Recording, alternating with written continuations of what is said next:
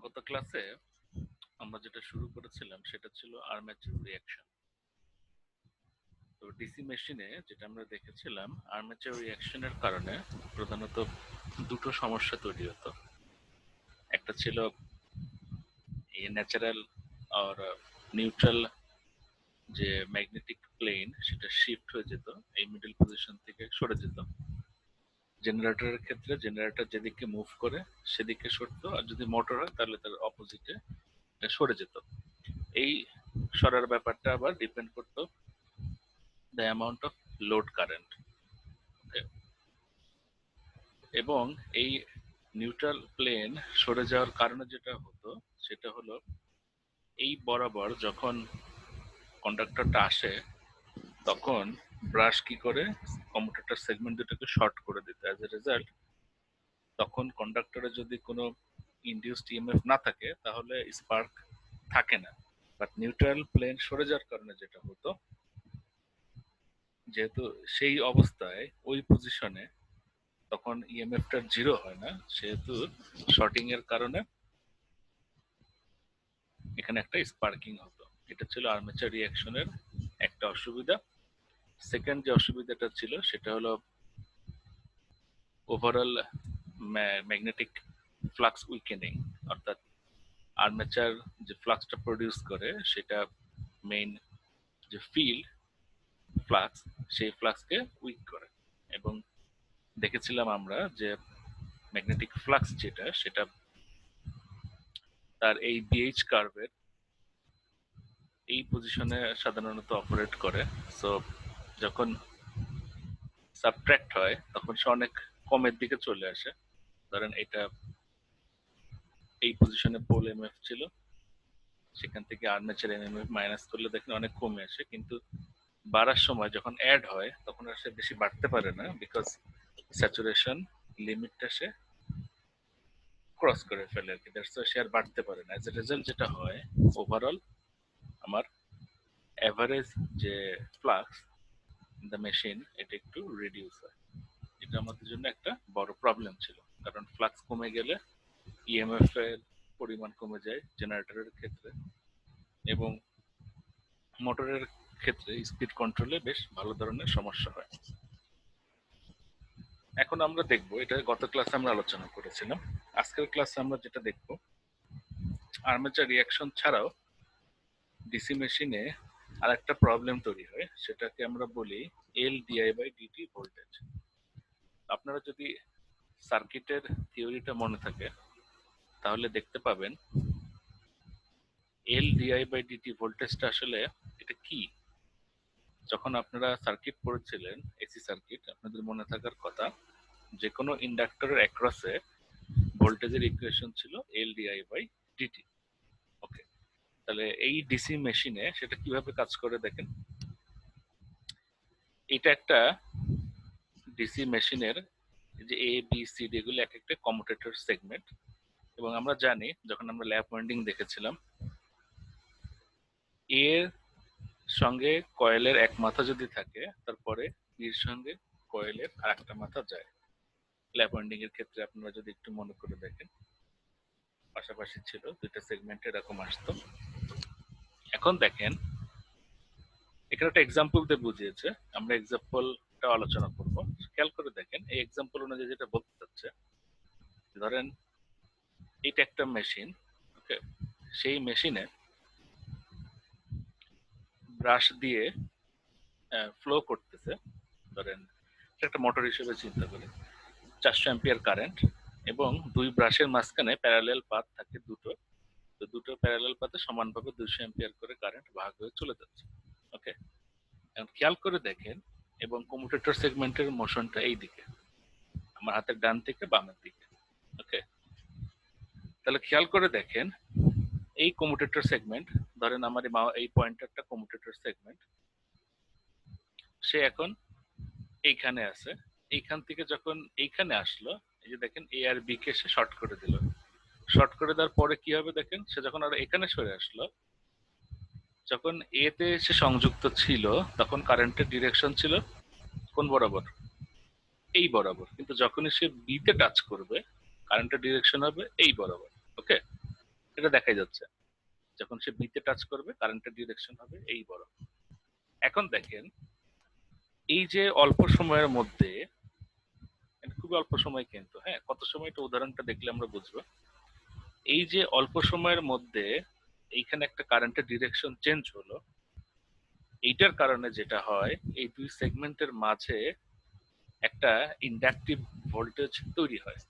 ওকে, এই ভোল্টেজের কারণে যেটা ঘটে দেখেন, এই যে দেখেন 200 অ্যাম্পিয়ার, এটাকে যদি আমি একদিকে ধরি, ধরেন পজিটিভ দিকে 200 অ্যাম্পিয়ার, ঠিক এই গ্যাপটা পার হওয়ার পরপরই আবার নেগেটিভ হয়ে যাচ্ছে। সো এইখানে এই এল ডিআই বাই ডিটি ভোল্টেজের কারণে সেখানে একটা কারেন্টটা খুব সহজে দেখেন, আইডিয়ালি এটা এভাবে লিনিয়ার নেমে যাওয়ার কথা ছিল, কিন্তু তা হয় না। এখানে একটা দেখেন স্পার্ক তৈরি হওয়ার সুযোগ করে দিচ্ছে, অর্থাৎ ইন্ডাকটিভ ভোল্টেজের কারণে ব্রাশের অ্যাক্রসে, অর্থাৎ ব্রাশের সারফেস যেখানে সে টাচ করেছে কমিউটেটর সেগমেন্টের, এটা বলে দিয়েছে এখানে দেখেন spark at trailing as the brush, সেখানে একটা স্পার্ক তৈরি করবে।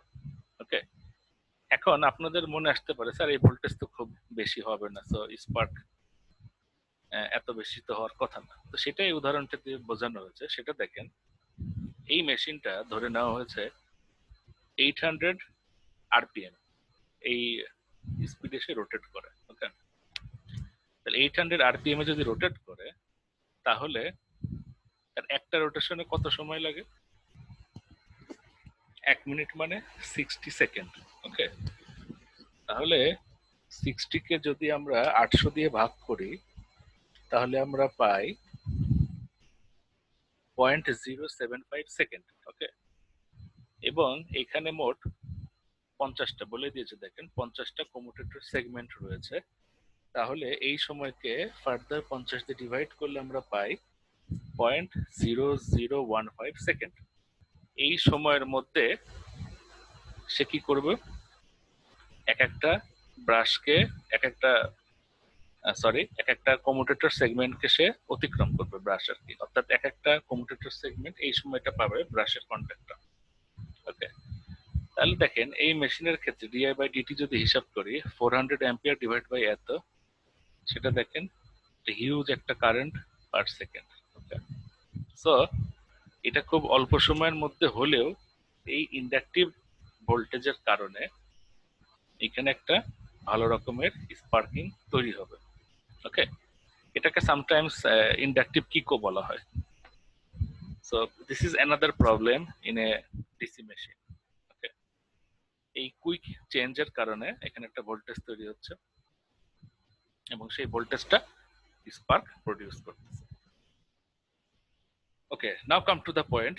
এই আমরা দুটো প্রবলেম আলোচনা করলাম, এখন এই দুইটা প্রবলেমের সলিউশন নিয়ে আমরা আলোচনা করব। ওকে, অলরেডি যখন আমরা কনস্ট্রাকশন দেখেছিলাম তখন কিছু কিছু বলেছিলাম, তো আজকে আমরা আরেকটু দেখি।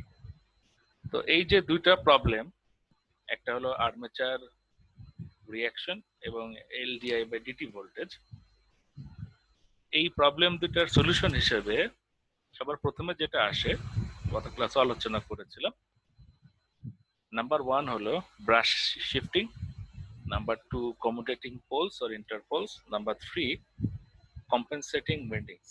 ওকে, তো প্রথমে দেখি ব্রাশ শিফটিংটা আসলে কি। তো খেয়াল করে দেখেন এই ছবিটার দিকে আমরা একটু দেখি। ইউজুয়ালি আর্মেচার রিঅ্যাকশন যদি না থাকতো তাহলে এই মেশিনের নিউট্রাল প্লেনটা থাকতো, ম্যাগনেটিক নিউট্রাল প্লেন এই মাঝ বরাবর, অর্থাৎ একটা কন্ডাক্টর, একটা কয়েলের দুইটা কন্ডাক্টর আর কি, যখন একটা এখানে আর একটা এখানে এই বরাবর আসতো, মাঝে মাঝে বরাবর আসতো, তখন সেখানে কোনো ইএমএফ ইনডিউস হতো না এবং সেই অবস্থায় ব্রাশটা তাকে শর্ট করলে সেখানে কোনো স্পার্ক হতো না। আমরা যখন একদম শুরুতে একটা সিম্পল লুপ জেনারেটর দেখেছিলাম সেখানে আমরা দেখেছিলাম। এখন দেখেন এখানে আমি দুটো ব্রাশ বসিয়েছি, অ্যাকচুয়ালি মেশিনে যে ব্রাশ এই বরাবরই থাকে তা না, ব্রাশ আমার যেখানেই থাকুক না কেন এই বরাবর যখন ওয়াইন্ডিংটা আসে তখন কমিউটেটরের সঙ্গে, অর্থাৎ কমিউটেটর দ্বারা তখন সে ওই শর্ট হবে আর কি। ওকে, কমিউটেশন হবে এই বরাবর আর কি। এখন দেখেন, due to armature reaction the neutral plane এই বরাবর সরে গিয়েছে। আমরা বলেছিলাম যে জেনারেটর হয় তাহলে মোশনের দিকে, আর মোটর হলে পরে মোশনের উল্টো দিকে, অর্থাৎ তার অপোজিটে শিফট হয়। এই যে শিফট হয় এটা আবার ডিপেন্ড করে লোড কারেন্টের উপরে। কারেন্ট যত বেশি হবে আমার শিফটিং তত বেশি হবে। তো ভালো। এখন দেখেন, এই ব্রাশকে যদি এই অবস্থায় আমি রাখি তাহলে আমার সেখানে স্পার্ক হবে, বিকজ এই অবস্থায় এখন আর কন্ডাক্টর ইএমএফ জিরো না, যেহেতু নিউট্রাল প্লেনটি সরে গেছে। তাহলে আপনার মাথায় খুব সহজে আইডিয়াটা আসতে পারে যে ওকে ফাইন, তাহলে এই ব্রাশকে আমি এই বরাবর দিয়ে দিলাম, এই যে ব্রাশকে সরাই দিছি দেখেন, তাহলে এই বরাবর যখন কন্ডাক্টর আসবে, এখন তো যেহেতু নিউট্রাল প্লেন এই বরাবর এখন ইএমএফ জিরো হবে, এখন আর কমিউটেটর সেগমেন্টকে শর্ট করলে কোনো স্পার্কিং হবে না। এখন বিষয় যেটা হলো, এইটা যদি আমরা করি তাহলে সেখানে কিছু প্রবলেম আছে। প্রথম কথা হলো, এই নিউট্রাল প্লেন কতখানি সরবে সেটা টোটালি ডিপেন্ড করে the amount of load current. এখন লোড তো আমাদের ভেরিয়েবল। ধরেন একটা জেনারেটরে লোড বিভিন্ন সময় বিভিন্ন হতে পারে। তার মানে আপনি যদি এক জায়গায় একটা ফিক্সড জায়গায় এই ব্রাশকে বসায় দেন তাহলে সেটা কখনোই বিভিন্ন লোডে যে বিভিন্ন কারেন্ট হবে সেটার কারণে যে স্পার্ক হবে সেটাকে প্রিভেন্ট করতে পারবে না। অন দ্য আদার হ্যান্ড, মোটরের জন্য যেদিকে সরবে জেনারেটরের জন্য তার অপোজিট দিকে সরে যাবে, সো সেখানেও সেটা চেঞ্জ হবে। সো এই ব্রাশ শিফটিং সেখানেই পসিবল যদি আমি লোডকে কনস্ট্যান্ট রাখি এবং একটা মেশিনকে শুধুমাত্র একভাবেই ব্যবহার করি, অর্থাৎ যদি মোটর হয় মোটর হিসেবে ব্যবহার করব, জেনারেটর হলে জেনারেটর হিসেবে ব্যবহার করব, তাহলেই ব্রাশ শিফটিং আমাকে কাজে দিবে। ওকে, আদারওয়াইজ এটা আসলে আমাকে কাজে দিবে না। এখন দেখেন, ধরে নিলাম আমরা একটা মেশিনকে যদি একটা কনস্ট্যান্ট লোডে চালাই এবং সেই বরাবর ব্রাশকে সরাই আনি স্পার্ককে আমরা দূর করলাম, ধরে সেখানেও একটা প্রবলেম তৈরি হয়। সেটা হলো আর্মেচার রিয়াকশনের কারণে আমরা দুটো প্রবলেম দেখেছিলাম। এক, এই নিউট্রাল প্লেন শিফট, আর একটা কি হতো, ফ্লাক্স উইকেনিং। তো ব্রাশ শিফটিং এর কারণে আমি যদি নিউট্রাল প্লেন শিফটের প্রবলেমটাকে সলভ করতে পারলেও এই যে ফ্লাক্স উইকেনিং যেটা, সেটাকে সলভ করা যায় না, বরং সেটাকে সে আরো বাড়ায় দেয়। কিভাবে বাড়ায় দেয় দেখেন, এই আর্মেচার কন্ডাক্টরটা দেখেন, তীর চিহ্ন মানে পেজের মধ্যে ঢুকে যাচ্ছে, মানে এই ক্রস চিহ্ন, আর ডট মানে পেজ থেকে বের হয়ে আপনার দিকে আসতেছে। এখন থাম্ব রুল ইউজ করলে দেখেন রোটরের এমএমএফ আর ম্যাগনেটোমোটিভ ফোর্স, এটা ডিরেকশন কোন দিকে, উপরের দিকে। Okay, on the other hand field winding এর এমএমএফ হলো এই বরাবর। ওকে, তো যখন নিউট্রাল প্লেনটা মাঝখানে ছিল, ওকে, তখন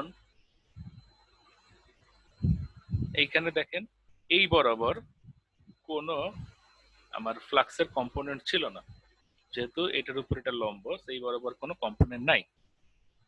যখন এই নিউট্রাল প্লেনটা শিফট হয়ে গেছে তখন দেখেন কি হয়, এই বরাবর একটা এর কম্পোনেন্ট আসে, মেইন ফ্লাক্স যে ম্যাগনেটোমোটিভ ফোর্স সেই বরাবর। এজ এ রেজাল্ট এটা কি হবে, মেইন ফ্লাক্সকে আরো উইকেনিং করবে। সো এই ব্রাশ শিফটিং এর মাধ্যমে আমি আসলে অ্যাকচুয়ালি আমার প্রবলেমটা পুরোপুরি আসলে আমি সলভ করতে পারতেছি না। ওকে, তো সেটা এখানে বলা রয়েছে, the rotor magnetomotive force now has a vector component that opposes the magnetomotive force from the poles. এটা এখন অ্যাঙ্গেল হয়ে যাওয়ার কারণে সে এখন কি করবে দেখেন, এই বরাবর তার কিন্তু একটা নেগেটিভ কম্পোনেন্ট থাকবে আর কি। তো সে মেইন ফ্লাক্সকে উইকেনিং করবে এবং the change in the armature current distribution causes the flux to bunch up even more at the saturated parts of the pole faces. এই আর্মেচার কারেন্টের কারণে ফ্লাক্স গুলো তো বাঞ্চ আপ হচ্ছিল, তাই না? দ্যাটস ওয়াই এই নিউট্রাল প্লেনটা শিফট হয়ে গেছে এখন যেসব জায়গায় স্যাচুরেটেড পার্ট সেসব জায়গায়ও সে আরো বেশি কি হবে, ফ্লাক্স বাঞ্চ আপ হবে। Okay, so that is another problem. So এই কারণে আমরা যেটা বলতে পারি সেটা হলো যে ব্রাশ শিফটিং করে আসলে অ্যাকচুয়ালি প্রবলেমটা সলভ হচ্ছে না। তো এখানে একটা কথা লেখা আছে দেখেন, 1910 সালের মধ্যেই এই ব্রাশ শিফটিং মেথডটা আসলে অবসোলেট হয়ে গিয়েছে। ওকে, কারণ এর চেয়ে আরো ভালো সলিউশন এখনো রয়েছে, এবং স্মল মোটরের ক্ষেত্রে এটা অ্যাপ্লিকেবল, বাট এর চেয়ে একটু বড় মোটরে আসলে এটা ব্যবহার এখন হয় না। ওকে,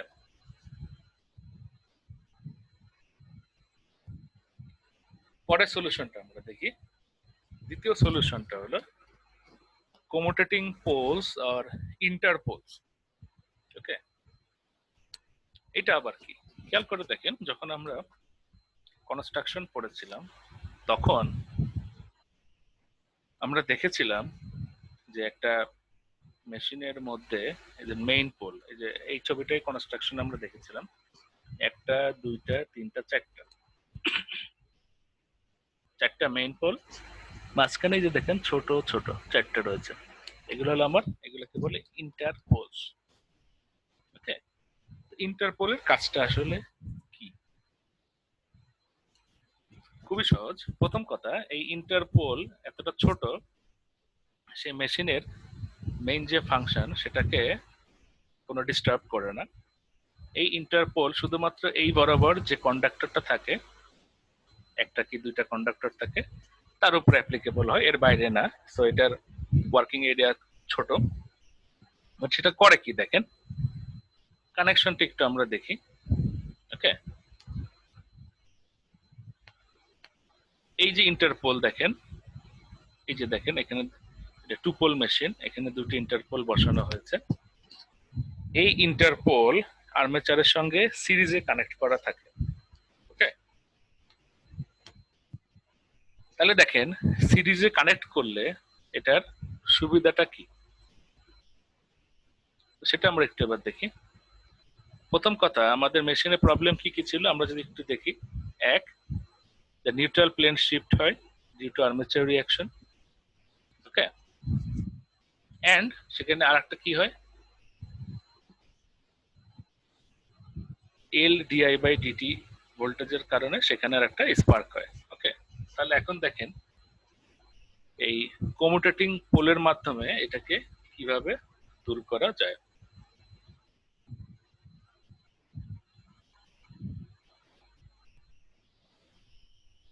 তো idea behind this is very simple. সেটা হলো ডিউ টু আর্মেচার রিয়াকশন আমার তো ম্যাগনেটিক পোলটা শিফট হবে, ম্যাগনেটিক প্লেনটা শিফট হবেই। ওকে, নিউট্রাল প্লেন যেটা সেটা শিফট হবেই। ধরেন এই বরাবর যদি আসে, তাহলে এই ইন্টারপোল ব্যবহারের উদ্দেশ্য হলো এই মাঝখানে যখন এই বরাবর কন্ডাক্টরটা আসবে, এবং যেহেতু নিউট্রাল প্লেনটা শিফট হয়ে গেছে সেহেতু ইএমএফ টা জিরো হবে না, তাই না? কিন্তু আমরা যদি এখানে দুটো ইন্টারপোল বসাই যাদের কাজ হবে এই যে কন্ডাক্টরে যে ইএমএফ টা ইন্ডিউস হবে তার বিপরীতে একটা ইএমএফ ইন্ডিউস করে সেটাকে জিরো বানায় দেওয়া, তাহলে তো আমার প্রবলেম সলভ। তাহলে আমার আর ব্রাশের পজিশনও চেঞ্জ করতে হচ্ছে না, ব্রাশ তার আগের পজিশনে থাকবে, এবং এই বরাবর যখন কন্ডাক্টরটা আসবে তখন সেখানে যে নিউট্রাল প্লেন শিফট হওয়ার কারণে যে ইএমএফ টা ইন্ডিউস হতো তার একটা কাউন্টার ইএমএফ ইন্ডিউস করে সেটাকে জিরো বানায় ফেলবে। ওকে, এবং দেখেন এটা একই সঙ্গে আমার আর একটা সুবিধা দিবে, সেটা হলো যে নিউট্রাল প্লেন শিফট হওয়া যেটা ছিল সেটা ডিপেন্ড করতো লোড কারেন্টের উপরে। ওকে, তার মানে দেখেন যখনই আমি এই ইন্টারপোলকে আর্মেচারের সঙ্গে সিরিজে কানেক্ট করেছি, তো লোড যত বাড়বে আর্মেচার কারেন্টও তত বাড়বে, অ্যাজ এ রেজাল্ট ইন্টারপোলের ফ্লাক্সের পরিমাণও তত বাড়বে। অ্যাজ এ রেজাল্ট কি হবে, সে যে কাউন্টার ইএমএফ প্রডিউস করবে সেটাও পরিমাণে বেশি হবে। সো সেটা একদম ইকুয়ালি সে সেটাকে নালিফাই করে দেবে। এবং এইভাবে যদি আমি সিরিজে কানেক্ট করি, এটা জেনারেটর হলেও আমার সমস্যা নেই, ঠিক যেদিকে শিফট হবে সেই অনুযায়ী সেটা চেঞ্জ হবে। সে চেঞ্জটা কি আমি বলতেছি। আবার যদি মোটর হয় তাহলেও কোনো সমস্যা নেই, সেই অনুযায়ী সে চেঞ্জ হবে। তাহলে দেখেছেন ইন্টারপোল ব্যবহারের কি সুবিধা। এখন দেখেন ইন্টারপোলের কানেকশনটা যদি আমরা এভাবে দেই তাহলে আমি কি কি সুবিধা পাচ্ছি। এই ছবির দিকে একটু তাকায় দেখেন, নিউট্রাল প্লেনটা শিফট হয়েছে এই বরাবর। ওকে, তাহলে দেখেন এইখানে ক্রস, এখানে ডট, তার মানে দেখেন এটা আপনার দিকে একটা ইএমএফ আর এটা হলো আপনার থেকে দূরে পেজের ভিতরের দিকে একটি ইএমএফ, এই দুই কন্ডাক্টরে তৈরি হচ্ছে। এখন দেখেন এই ইন্টারপোল ব্যবহারের দ্বারা কি হবে দেখেন, নর্মাল এখানে দেখেন এই যে ক্রস, যেটা ছিল ক্রস, এই নিউট্রাল প্লেন শিফট হওয়ার কারণে যে ভোল্টেজটা আসতেছে সেটা দুইটা জিনিস থেকে আসতেছে। এক, neutral plane shift plus LdI/dt voltage. Okay, এই ইন্টারপোল ব্যবহার করে আমি দেখেন তার অপোজিট, এটা যেহেতু ক্রস, ন্যাচারালি আমার ক্রস তৈরি হয়েছে, তার মানে দেখেন এই যে ডট, বুঝতে পেরেছেন। এই ইন্টারপোলের দ্বারা আমি তার ঠিক কাউন্টার একটা ইএমএফ প্রডিউস করে দিচ্ছি এই কন্ডাক্টরে। তাহলে এখন যখন কন্ডাক্টর এই বরাবর আসবে তখন সেখানে আর কোনো ইএমএফ থাকবে না। এজ এ রেজাল্ট কি হবে, ব্রাশে আমার কোনো স্পার্কও হবে না। এবং সেটা এই দুইটা পয়েন্টে বলা হচ্ছে, দেখেন যদি এটা the interpoles must be of same polarity as the next upcoming main pole in a generator. Okay, খেয়াল করে দেখেন এটা যেহেতু জেনারেটর, ওকে, ইন্টারপোলটা এদিকে সরে গেছে, মানে নিউট্রাল প্লেনটা এদিকে সরে গিয়েছে। তাইলে দেখেন আমার কি করতে হবে, এটা যেহেতু আমার নর্থ পোলের অংশ, তাহলে কি হতে হবে, নেক্সট আপকামিং সেম পোলারিটি, তার মানে এটা আমার হতে হবে কি নর্থ, এই পোলটা হতে হবে নর্থ, এটা নর্থ হলে এটা আমার নিচেরটা হবে সাউথ। আর যদি এটা মোটর হইতো তাহলে এই নিউট্রাল প্লেনটা শিফট হতো কোন দিকে, এই বরাবর শিফট হতো, যেটা আমরা গত ক্লাসে দেখেছিলাম, এই বরাবর শিফট হতো। এই বরাবর যদি শিফট হতো তাহলে দেখেন কি হতে হতো, 2 নম্বর point, the interpoles must be of the same polarity as the previous main pole in a motor. ওকে, বুঝতে পেরেছেন। সো কানেকশনটা যদি আমি এইভাবে দেই তাহলে আমার এই 2 পয়েন্ট চিন্তা করার দরকার নেই। এভাবে যদি আমি ইন্টারপোল দুটাকে সিরিজে কানেক্ট করি তাহলে দেখেন সে মোটর হোক বা জেনারেটর হোক, নিউট্রাল প্লেনটা যেদিকেই শিফট হোক না কেন, অ্যাকর্ডিং টু দ্যাট আমার এই ইন্টারপোলের ডিরেকশনও চেঞ্জ হবে এবং করেসপন্ডিং নর্থ এবং সাউথ চেঞ্জ হয়ে যাবে। বুঝতে পেরেছেন, একটু পড়লে একটু দেখতে পাবেন আর কি। এটা এইভাবে আসলে ইন্টারপোলের মাধ্যমে আমরা ওই ব্রাশ যে স্পার্কিং সেটাকে দূর করতে পারি। সো দেখেন এখানে বলা হয়েছে কোন ধরনের মেশিনের জন্য করা হয়। They are almost always found in an any DC machine, মানে যে কোনো ডিসি মেশিনে এটা থাকে। 1 horsepower or larger, আমরা জানি 1 horsepower সমান সমান কত watt. It is important to realize they do nothing for the flux distribution under the pole faces. এই যে মেইন পোল ফেস যেটা ছিল এই বরাবর তারা কিছুই করে না, মানে এই বরাবর তাদের কোনো ইফেক্ট নেই। Okay, so the flux weakening problem is still present. So armature রিঅ্যাকশনের কারণে যে ফ্লাক্স উইকেনিং হচ্ছিল, ওকে, যে ফ্লাক্স উইকেনিং প্রবলেম যেটা হচ্ছিল সেটা কিন্তু এখনো থাকে। Most medium-sized general purpose motors correct the sparking problem with interpoles and just live with the flux weakening effect. So flux weakening effect নিয়ে আসলে মোটরগুলি থাকে, ওটা আসলে আর দূর করা হয় না। ইন্টারপোল দিয়ে যেটুকু আমরা ব্রাশ স্পার্ক দূর করতে পারি সেটাই রাখা হয়। এটাই ছিল ইন্টারপোলের কাজ। এখন দেখেন পরবর্তী থার্ড যে সলিউশন যেটা লার্জার ডিসি মেশিনের ক্ষেত্রে করা হয় সেটা হলো কম্পেনসেটিং ওয়াইন্ডিংস। ওকে, এটা খুবই মজার একটা জিনিস, এবং এটা বুঝলে দেখবেন আসলে বিষয়টা কত মজার। সেটা হলো এই যে ধরেন একটা টু পোল মেশিন, জেনারেটর, এই বরাবর আমাদের ম্যাগনেটিক নিউট্রাল প্লেন থাকার কথা ছিল যদি আর্মেচার রিঅ্যাকশন না থাকতো। এই মেশিনে যেটা করা হবে সেটা হলো এই পোল ফেস, দুই সাইডে যে পোল ফেস তার উপরে স্লট কাটা থাকবে, স্লটে কিছু কন্ডাক্টরকে সেট করা হবে। ওকে, কন্ডাক্টরটা দেখেন কিভাবে সেট করা হয়েছে। এই যে দেখেন নর্থ পোল ফেসের উপরে একটা কন্ডাক্টর, সাউথ পোল ফেসের উপরে কিছু কন্ডাক্টর, এবং কন্ডাক্টর গুলো আবার কি হবে, কয়েল তৈরি করবে আর কি, তাই না? একটা লুপের মতো ক্রিয়েট করবে এবং তার মাঝখানে আর্মেচার রয়েছে। এখন দেখেন এই কন্ডাক্টরটা লাগানো থাকবে এই পোল ফেসের যে কন্ডাক্টর গুলো, এটাকে বোঝার সুবিধার্থে একটা কয়েল হিসেবে চিন্তা করুন। এই কয়েলগুলি লাগানো থাকবে আর্মেচারের সঙ্গে সিরিজে। ওকে, বাট রোটেশনটা থাকবে আর্মেচার হলে যা হয় তার উল্টো আর কি। ওকে, এই কারণে দেখেন অ্যাজ এ রেজাল্ট এখানে যেটা ঘটবে,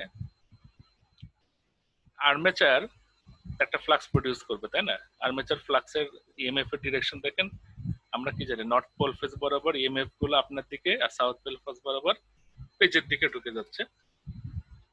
এইটা যে ফ্লাক্স প্রডিউস করে সেটার কারণে তো আসলে অ্যাকচুয়ালি আর্মেচার রিঅ্যাকশনটা হচ্ছে, তাই না? এবং নিউট্রাল প্লেনটা শিফট হয়ে যায়। যেহেতু এটা সিরিজে এই কম্পেনসেটিং ওয়াইন্ডিং এর সাথে লাগানো থাকবে, এবং খেয়াল করে দেখেন এখানে ক্লিয়ারলি দেখা যাচ্ছে নর্থ পোল ফেসে যদি আর্মেচার আপনার দিকে যেহেতু, তাহলে দেখেন কম্পেনসেটিং ওয়াইন্ডিং এর ইএমএফ ডিরেকশন কোন দিকে যাচ্ছে দেখেন, পেজের ভিতর দিকে, তার মানে এটার উল্টো। ওকে, তার মানে এখন টোটাল কয়েল হিসেবে চিন্তা করেন, আর্মেচারের থাম রুল ইউজ করে দেখেন, আর্মেচারের প্রডিউসড ফ্লাক্স যদি উপরের দিকে যায়, কম্পেনসেটিং ওয়াইন্ডিং এর ফ্লাক্স নিচের দিকে যাচ্ছে। এজ এ রেজাল্ট যেটা হচ্ছে, তারা আর্মেচারের যে ফ্লাক্স প্রডিউস হচ্ছে সেটাকে নালিফাই করে দিচ্ছে। এজ এ রেজাল্ট সিস্টেমে আর আর্মেচারের কোনো ফ্লাক্স থাকতেছে না, মেইন যে ফ্লাক্সটা থাকতেছে সেটা হলো আমার এই স্ট্যাটর অর্থাৎ ফিল্ড ফ্লাক্স, যেটা সেই ফ্লাক্সটাই থাকে। ওকে,